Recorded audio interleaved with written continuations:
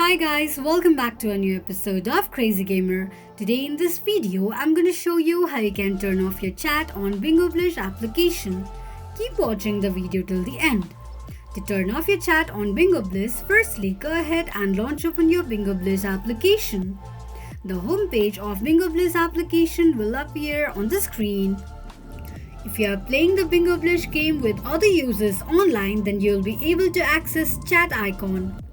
Now while you are playing, if you want to turn off your chat, just look underneath settings and you'll find the chat option.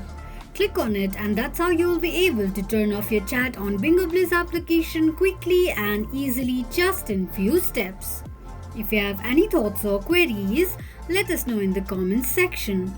Don't forget to subscribe to our channel. Also press the notification bell icon so that YouTube will notify you whenever we post a new video. I hope this video was helpful to you. Thank you so much for watching.